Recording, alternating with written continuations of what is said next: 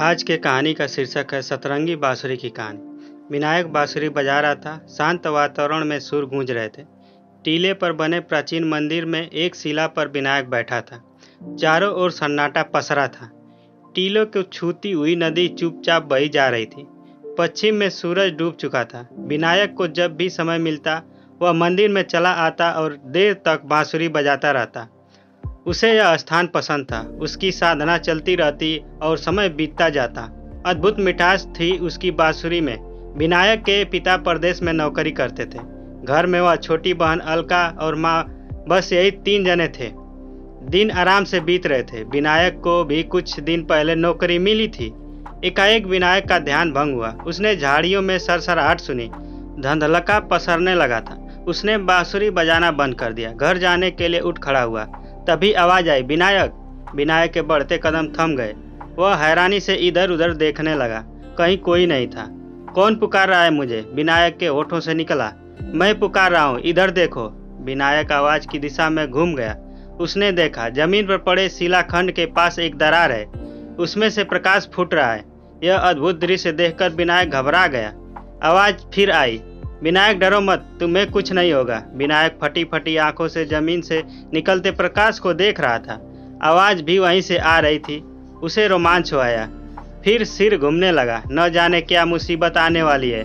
मन तो कह रहा था कि यहाँ से वह निकल जाए, लेकिन पैर तो जमीन से चिपक ही गए थे। विनायक ने डरते डरते पूछा, कौन हो आप? मैं स्वर्णमुख नाग हूँ, धरती में रहता हूँ। मुझे संगीत अच्छा लगता है। तुम्हारी बांसुरी की टेर मुझे यहाँ तक खींच लाती है। सचमुच तुम बहुत अच्छे बांसुरी वादक हो। विनायक की समझ में न आया कि क्या कहे। आकाश में कालिमा छा गई थी, पर विचित्र प्रकाश के कारण उस जगह खूब उजाला था। आखिर विनायक ने साहस से स्थिति का मुकाबला करने का निश्चय किया। बोला, आप मेरा नाम कैसे जानते हो? मैं तो और भी बहुत कुछ जानता हूँ, पर दुख यही है कि मैं तुम्हारे सामने नहीं आ सकता। नाग ने कहा, क्यों, तुम मेरे सामने क्यों नहीं आ सकते हो? मैं तुमको सब कुछ बता दूंगा, लेकिन तुम्हें इसके बदले मेरा एक काम करना पड़ेगा। तभी विनायक सोचने लगा, अब यह कौन सी आफत है? स्वर्णमुख नाग जो मनुष्य की बोली में बोलता है, आखिर क्या चाहता है? आप तो चमत्कारी नाग हैं, फिर बाहर क्यों नहीं आ सकते? या कोई और बात है? उसने कहा, मैं झूठ नहीं बोलता। तुम्हारी बांसुरी सुनकर ही मुझे तुम पर भरोसा हुआ है। अच्छा, मेरी बांसुरी सुनकर ही मुझ पर भरोसा हुआ है? स्वर्णमुख ने कहा, अपनी बांसुरी दरार के पास रख दो। विनायक ने सहमते हुए बांसुरी दरार के पास रख दी, जहां से प्रकाश फूट रहा था। फिर ध्यान से देखने लगा। एक फुफकार सुनाई दी। अगले ही पल बांसुरी में से अपने आप सुर निकलने लगे, जैसे कोई अदृश्य व्यक्ति बांसुरी बजा रहा हो। तुम बांसुरी उठा लो, इसके सुरों में मैंने और भी मिठास भर दी है। तुम जब जब इसे बजाओगे सुनने वाले मुग्ध हो जाएंगे। पूरे देश में तुम्हारा नाम हो जाएगा। बताओ, अब करोगे मेरा काम? विनायक ने बांसुरी उठा ली। वह चकित भाव से बोला, बताइए क्या काम है? तुमने मलफूल बीन वादक का नाम जरूर सुना होगा। दूर दूर तक मशहूर है उसका नाम। मैं उसकी बीन सुनना चाहता हूँ। बहुत दिनों से यहाँ नहीं आया वह। तुम उसे ले आओ। स्वर्णमुख नाग की आवाज आई। मनफूल बहुत अच्छी बीन बजाता था, यह विनायक को मालूम था। वह दूर के किसी गांव में रहता था, पर आजकल बहुत बीमार था। लेकिन यह विचित्र नाग उसे यहाँ क्यों बुलाना चाहता है? विनायक ने ऐसी अनेक कथाएं सुनी थी जब नाग मनुष्य से बदला लेते हैं। क्या स्वर्णमुख भी मनफूल के साथ ऐसा ही व्यवहार करना चाहता है? अगर ऐसी बात है तो मैं उसे यहाँ कभी नहीं लाऊंगा, चाहे जो भी हो। यही सब सोचता हुआ विनायक चुपचाप खड़ा रह गया। दरार में से आवाज आई, क्या सोचने लगे विनायक? मैं तुम्हारे मन के भाव खूब समझ रहा हूँ। मुझसे कुछ भी नहीं छिपा है। तुम्हारा ऐसा सोचना गलत नहीं है। भला एक सांप और मनुष्य में कैसा संबंध? लेकिन मेरा विश्वास करो, मैं बहुत दिनों से मनफूल से मिलना चाहता हूँ। तुम चाहो तो उससे पूछ लेना। जब वह इस शहर में होता था तो रोज आकर बीन बजाया करता था, पर फिर बीमारी के कारण वह गांव चला गया और मेरे बाहर निकलने पर बंधन लग गया। नहीं तो मैं स्वयं उसके गांव चला जाता। क्या वह जानता है आपका रहस्य? विनायक ने पूछा। नहीं, मैंने कभी बताना जरूरी नहीं समझा। शायद वह डर जाता और यहाँ फिर कभी न आता। तुम्हें बताना इसलिए जरूरी था कि मैं बिल से बाहर नहीं आ सकता। दरार में से स्वर्णमुख की आवाज आई। आखिर ऐसी क्या बात है? विनायक ने पूछा। बात ऐसी है कि बताने में लज्जा लगती है। एक बार मेरे मन में आया कि मैं तो स्वर्णमुख नाग हूँ, बहुत सी शक्तियाँ हैं मेरे पास, तो मैं ही नागों का राजा क्यों न बन जाऊं। बस मैंने नागराज पर ही हमला कर दिया। उन्हें मेरे षड्यंत्र की जानकारी थी। उनसे क्षमा मांगने पर उन्होंने मुझे प्राण दंड तो नहीं दिया, पर मेरे बाहर घूमने की शक्ति छीन ली। तब से मैं बिल से बाहर आने की शक्ति खो बैठा हूँ। क्या अब भी तुम मेरा काम नहीं करोगे? अब तो तुमने मेरे जीवन का वह रहस्य भी जान लिया जिसके कारण मुझे लज्जित होना पड़ा, स्वर्णमुख ने कहा। सोच विचार में डूबा विनायक घर लौट आया। पूरी रात उसे नींद न आई। उसी विचित्र घटना के बारे में सोचता रहा। सुबह उठकर वह मनफूल की खोज में चल दिया। उसके गांव का पता लग गया। वहां तक पहुंचते पहुंचते शाम हो गई।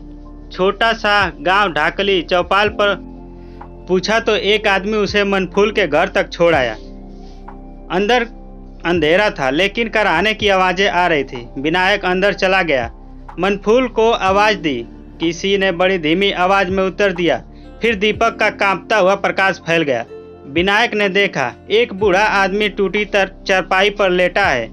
मनफूल की हालत देखकर वह घबरा गया। फिर अपना परिचय दिया। मनफूल ने कहा, आओ भैया, अब तो मेरे पास कोई नहीं आता। मुझे रोग ने घेर रखा है। घर में और कोई नहीं है। जब मैं ठीक था तो नगर नगर बीन बजाता घूमता था। सब तारीफ करते थे, लेकिन अब वह आंसू पोंछने लगा। विनायक ने उसी समय फैसला कर लिया। बोला, आप बिल्कुल ही चिंता ना लें। आपको अपने साथ शहर ले चलूंगा और आपका अच्छे से इलाज करवा दूंगा और आप कुछ ही दिनों में बिल्कुल ही ठीक हो जाएंगे। तभी बूढ़ा व्यक्ति बोला, आप देवदूत हो जो मुझ जैसे बूढ़े अपाहिज को इतना कुछ करोगे? ऐसी कोई बात नहीं है, बस आप अपने साथ अपनी बीन जरूर ले लें, विनायक ने कहा। उसने उसी समय बैलगाड़ी का प्रबंध किया और थोड़ी देर बाद ही मनफूल को लेकर चल दिया। गांव वाले हैरान थे कि वह कौन था जो मनफूल को इस तरह अपने साथ ले जा रहा था। रास्ते में विनायक ने मनफूल को स्वर्णमुख नाग की पूरी कहानी बता दी। वह अचरज से देखता रह गया। शहर पहुंचकर विनायक ने बैलगाड़ी को उसी टीले के पास रुकवा दिया। फिर मनफूल के कपकपाते शरीर को सहारा देकर जैसे तैसे ऊपर ले गया। आसपास कोई नहीं था। विनायक ने मनफूल को उसी दरार के पास बैठा दिया और बांसुरी बजाने लगा। कुछ देर बाद दरार से आवाज आई, विनायक, मनफूल कहाँ है? उसे कहो अपना हाथ दरार के पास ले आए। विनायक ने मनफूल की ओर देखा। वह बोला, जब मैं यहाँ तक आ गया हूँ तो पीछे नहीं हटूंगा। वह अपना हाथ दरार के पास ले गया। एक फुफकार सुनाई दी। मनफूल का बदन कांपने लगा। उसे महसूस हुआ जैसे पूरे शरीर में बिजली दौड़ गई हो। वह उठ खड़ा हुआ। शरीर की पीड़ा समाप्त हो गई थी। मनफूल अपने को एकदम स्वस्थ और चुस्त महसूस कर रहा था। उसने हाथ जोड़कर सिर झुका लिया। कहा, यह मेरा नया जन्म है। स्वर्णमुख नाग की आवाज आई, मनफूल अब तुम बीन बजाओ। अगले ही पल मनफूल बीन बजाने लगा। एक मीठी धुन हवा में फैल गई।